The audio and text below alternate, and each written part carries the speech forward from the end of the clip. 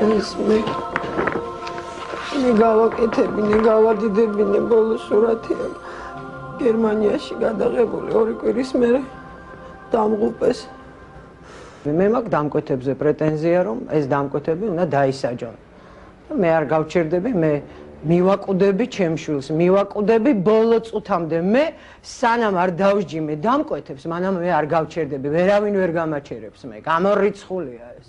სამართლო საერთოდ უსამართლოდ იყო წასული. მე ელოდებოდა ხელისუფლება ალბათ, რომ იქნებ ამ ქალს გული წაუვიდეცოს, მაგრამ მე არა ვარ ჯერ ალბათ ისე იმისთვის მზად, რომ მე გული წამივიდეს, იმიტომ რომ მე მოვითხოვ ჩემი შვილის წამების და მკვლელების დამსჯელ ჯგუფს. მოვითხოვ ამათ და ესენი უნდა დაისაჯონ. სანამ ესენი არ დაისჯებიან, მე გეუბნებით, ავიღებ ერთჩვენიერ დღეს იარაღს და მე თვითონ ჩავხოცავ ამათ. თუ ესენი არ დაისჯებიან. აი ამას გავაკეთებ. მე მაგის პირობას ვაძლევ ხალხს, რომ მე მაგას გავაკეთებ. თუ არ დაისჯებიან ესენი ხელისუფლების მხრიდან.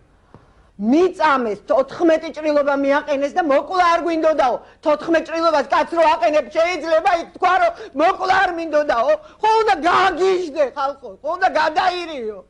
ყველაზე ბედნიერი რო ვიყავი, მაშინ მომკლეს მე, მაშინ. ხალხო.